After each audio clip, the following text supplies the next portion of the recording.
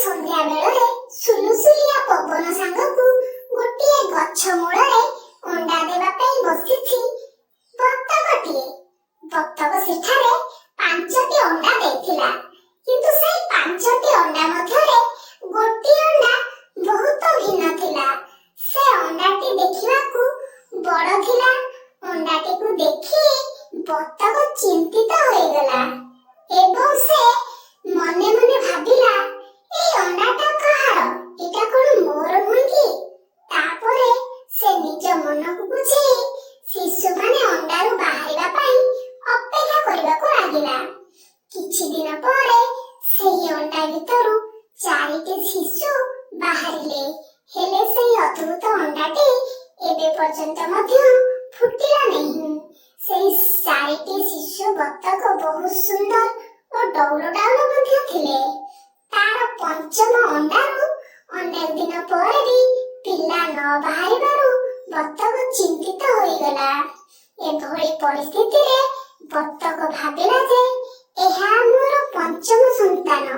ଅନ୍ୟମାନଙ୍କ ଅପେକ୍ଷା ମତେ ଲାଗୁଛି ଏହା ସବୁଠୁ ସୁନ୍ଦର ହେବ ଏବଂ ଡଉଲ ଡାଉଲ ହେବ।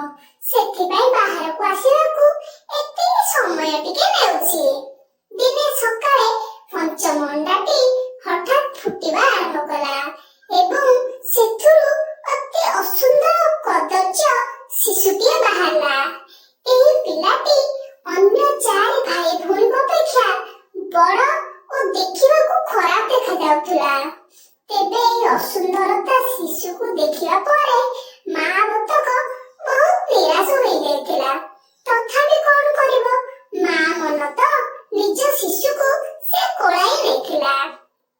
ଏହା ସହ ଭବିଷ୍ୟତରେ ଏହି ପିଲା ମଧ୍ୟ ତାଙ୍କ ଭାଇ ଭଉଣୀଙ୍କ ପରି ସୁନ୍ଦର ହୋଇଯିବ ବୋଲି ଆଶା କରିଥିଲା।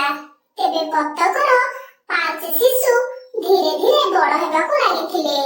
ଆଉ ଅସୁନ୍ଦର ବତକକୁ ତା ରୂପ ପାଇଁ ନିଜ ଭଉଣୀ ଭାଇମାନେ ପରିହାସ କରୁଥିଲେ, ତା ସହ ଖେଳୁନଥିଲେ। ଏପରିକି ତାର ସାଙ୍ଗସାଥୀ ମାନେ ମଧ୍ୟ ତାକୁ ଦୂରେଇ ଦେଉଥିଲେ। ଏପରି ପରିସ୍ଥିତିରେ ଅସୁନ୍ଦର ବତକଟି ମନ ଦୁଃଖ କରୁଥିଲା ଏବଂ ଦିନେ ଭାବିଲା ସେ ଘରଠୁ ବାହାରକୁ ପଳାଇଲେ ତା ଭାଇ ଭଉଣୀମାନେ ଖୁସି ହେବେ, ତା ମାକୁ ମଧ୍ୟ କେହି କିଛି କହିବେ ନାହିଁ। ସେ ଉଦାସ ମନରେ ଜଙ୍ଗଲ ଆଡ଼କୁ ଚାଲି ଚାଲି ଯାଉଥିଲା। ଏହି ସମୟରେ ସେ ଗୋଟିଏ ବିଲେଇ ହାବୁଡ଼ରେ ପଡ଼ିଲା।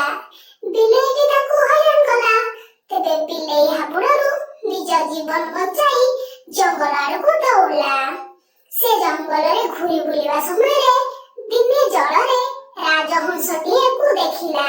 ସେ ତା ପ୍ରେମରେ ପଡ଼ି ଯାଇଥିଲା। ତା ପାଖକୁ ଯାଇ କଥାବାର୍ତ୍ତା ହେବା ପାଇଁ ଏହି ଅସୁନ୍ଦର ବତକଟି ଇଚ୍ଛା କଲା, ହେଲେ ପୁଣି ଥରେ ନିଜ ଅସୁନ୍ଦର ରୂପ କଥା ମନେ ପକାଇ ଅଟକିଗଲା। କାଳେ ତାକୁ ଦେଖି ରାଜହଂସଟି ପଳାଇ ଯିବ ତାହା ଭାବିଲା।